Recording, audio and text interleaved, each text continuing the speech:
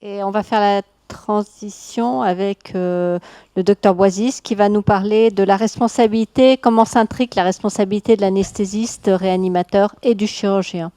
Merci beaucoup de me donner la parole. Donc, avant de commencer, je voudrais dire qu'il y a une bonne nouvelle qui est connue depuis longtemps, c'est que en anesthésie et réanimation, on est plutôt les bons élèves en matière de complications qui mènent à des plaintes par rapport à d'autres spécialités. Et c'est probablement grâce à la rédaction, la publication d'un certain nombre de recommandations par notre Société française d'anesthésie et réanimation que la situation est celle que je viens de décrire. Alors, diapositive suivante. Donc, quel est l'état de la situation à l'heure actuelle ? Eh bien, l'état de la situation, elle est qu'en péropératoire, eh bien, on a atteint une mortalité qui est très basse, en particulier pour les patients ASA 1. On pourra encore s'améliorer, mais la marge d'amélioration en matière de complications en péropératoire est relativement faible. En revanche, vous voyez ici à droite sur cette étude européenne qu'on a beaucoup plus de marge en post-opératoire à gagner pour les patients, puisque la moyenne de la mortalité sur ces pays européens était de 4% en post-opératoire dans les jours qui suivent l'intervention chirurgicale. Donc les efforts doivent bien porter sur le post-opératoire, et c'est pourquoi on est parfaitement dans la thématique. Et d'ailleurs, quand vous regardez ici l'étude de l'adresse qui a été publiée maintenant il y a quelques années, eh bien, vous voyez que la localisation au sein de l'établissement de survenue d'événements indésirables graves identifiés, eh bien, elle est majoritairement, 74,6%, dans la chambre du patient, et donc c'est bien le post-opératoire qui est ciblé, qui doit être objet de toute notre attention. Alors, ce qu'il faut dire ici, c'est que j'ai pris l'exemple de la chirurgie bariatrique. Il y aurait d'autres exemples. Je ne peux pas évidemment, et ce n'est pas l'objet, je pense, de ce topo, de dérouler les différentes complications dans lesquelles on peut être impliqué en post-opératoire. Mais vous voyez qu'ici, c'est une étude rétrospective qui est basée sur les complications qui ont mené à des plaintes après chirurgie bariatrique, 140 cas étudiés. Et vous voyez que la raison la plus commune pour les patients de porter plainte, eh bien, c'est le délai pour que le diagnostic soit fait ou le délai avant que la prise en charge de la complication soit correcte. Il y a donc un retard à la prise en charge qui est relativement fréquemment trouvé. Et vous voyez qu'en pourcentage, c'est des choses relativement importantes. Et pour la chirurgie bariatrique, bien entendu, il s'agit souvent d'une fuite anastomotique. Il y a une mortalité qui est conséquente.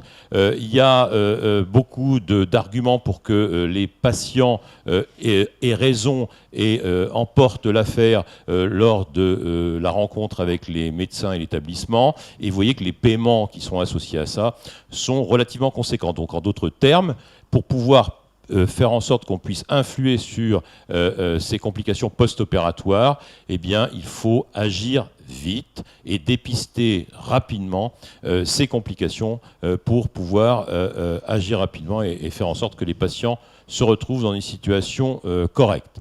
Alors, ça implique cette association entre les chirurgiens et les anesthésistes réanimateurs. Ça implique d'abord de bien définir le qui fait quoi. C'est important et vous connaissez tous cette recommandation à la fois de l'HAS et de la SFAR concernant finalement la coopération entre anesthésistes réanimateurs et chirurgiens. Et il y a un certain nombre de points, une quinzaine qui sont listés. Et dans le point 10, vous pouvez voir en particulier qu'il est question de gestion des anticoagulants et des antiagrégants, le nombre d'expertises auxquelles j'ai assisté, au cours desquelles la reprise des anticoagulants ne va pas être faite correctement parce que l'un des médecins considère que c'est à l'autre de faire et vice-versa, et qui aboutissent à des complications. C'est relativement important.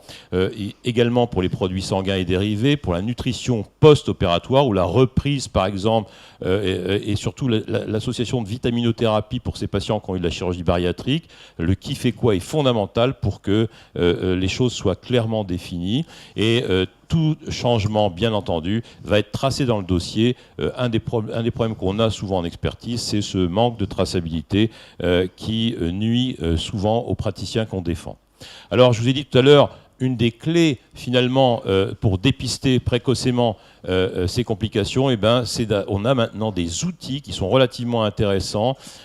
Par exemple, le QuickSOFA, vous en avez entendu parler tout à l'heure dans la session qui était sur le choc septique. Le QuickSOFA, c'est un outil qui va permettre à partir de 3 éléments simples que sont l'hypotension en dessous de 100 mm de mercure, la systolique, un statut mental qui va être modifié du patient, une tachypnée. Eh bien, lorsqu'on a 2 ou plus de ces critères, ça doit générer un appel du médecin de la part des infirmières, par exemple, parce qu'une complication va survenir. Tout ça, ça repose sur l'intelligence artificielle et les données, les big data, qui ont montré clairement que lorsqu'il y a une complication post-opératoire qui survient dans les étages, eh bien dans les heures qui précèdent, il y a des modifications des paramètres vitaux qui sont décrits ici, par exemple. Et le QuickSOFA ne permet que de dire que le patient est en train de se détériorer. Il faudra faire le SOFA, qui est un autre test, pour savoir s'il s'agit d'un sepsis. On a d'autres scores qui sont aussi intéressants et qui ont été développés depuis les années 90 et qui permettent de dépister l'arrêt cardiaque qui va survenir ou d'autres complications en post-opératoire. Et je vous invite à bien regarder la littérature là-dessus. Pour l'instant, on va dire que la sensibilité à la spécificité de ces outils n'est pas encore extraordinairement élevée. En revanche, on peut imaginer qu'avec des outils simples comme le QuickSOFA, les alertes soient plus précoces. N'empêche que lorsque l'infirmière vous alerte que le patient ne va pas bien, il faut absolument se déplacer. On voit trop souvent la nuit des praticiens qui ne vont pas se déplacer parce qu'ils vont considérer que ce n'est pas très grave éventuellement.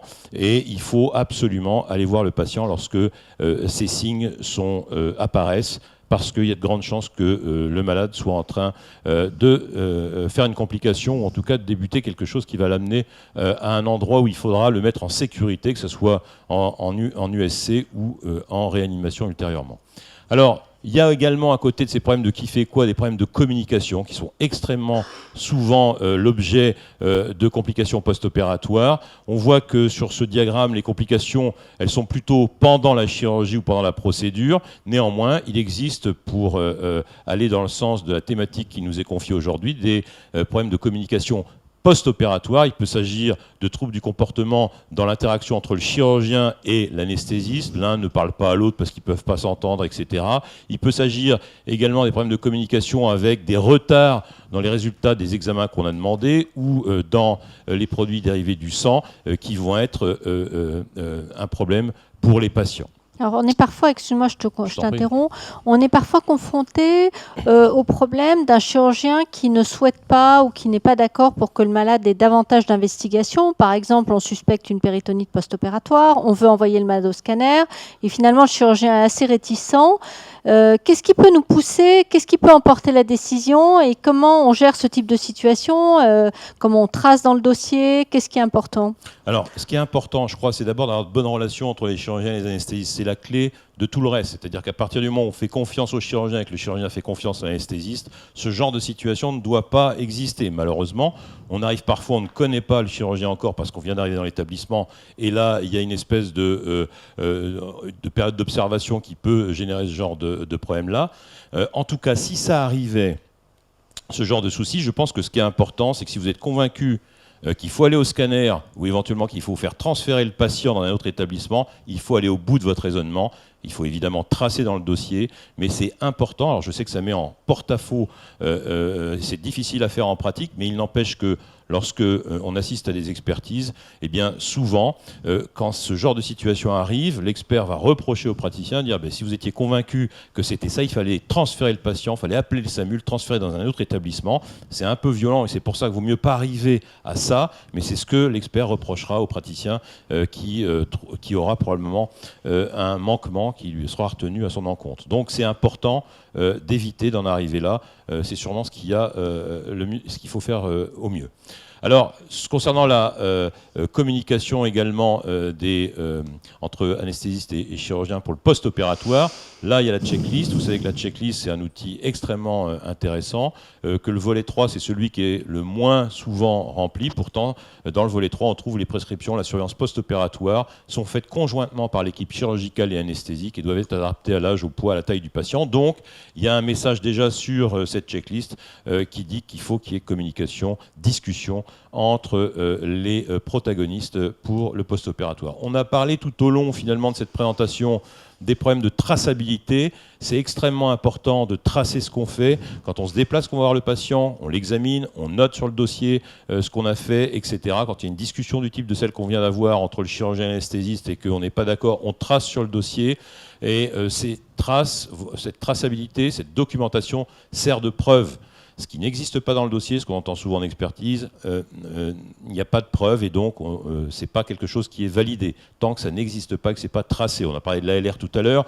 Il suffit de mettre RAS par exemple dans le dossier et c'est une preuve que, a priori, le geste s'est passé sans aucun problème particulier. En fait, l'absence de traçabilité est dommageable pour les praticiens et on dit que finalement, quand on regarde les dossiers qui sont mal remplis, c'est que les soins sont mal faits aussi et donc qu'on est dans des standards de soins qui ne sont pas suffisamment corrects. Donc c'est important de tracer.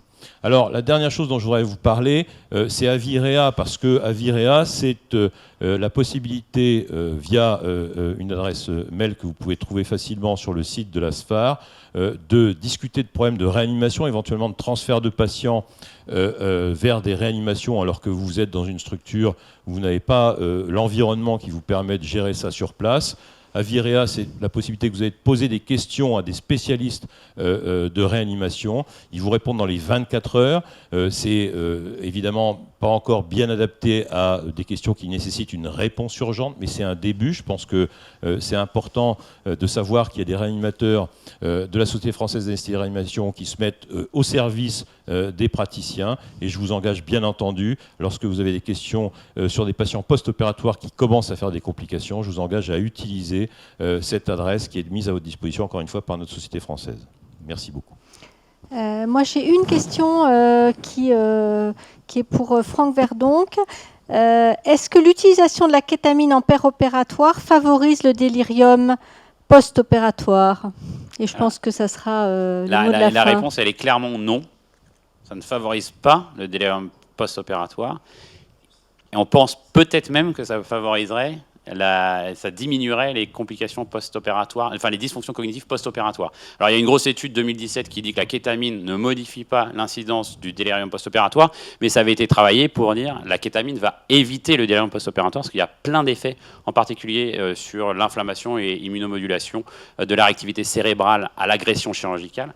Donc en ça, la kétamine est plutôt, on imagine, protectrice. Donc ne retenez que la kétamine peut être une véritable aide, y compris chez les patients âgés, y compris chez les patients de réanimation. Jean-Michel l'a démontré il n'y a pas très longtemps. Voilà, la kétamine peut au contraire éviter des troubles cognitifs, quels qu'ils soient en post-opératoire. C'est une des drogues qui rentre d'ailleurs dans le LOFA et qui peut potentiellement aider toute cette fonction. Et le même internaute demande à quelle dose il doit l'utiliser. Alors, encore une fois, les effets secondaires de la kétamine sont très plasmatiques, dépendent de la concentration de kétamine dans le plasma. Et donc, en général, au-dessus de 0,5 mg/kg, on peut avoir des concentrations qui peuvent être pourvoyeuses de troubles psychodysleptiques, excusez-moi. Mais en dessous de 0,5 mg/kg ou à 0,5 mg/kg, ça reste une drogue tout à fait safe, comme on dit.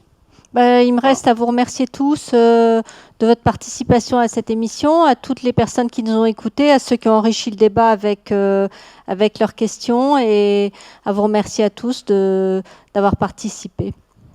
Bonsoir.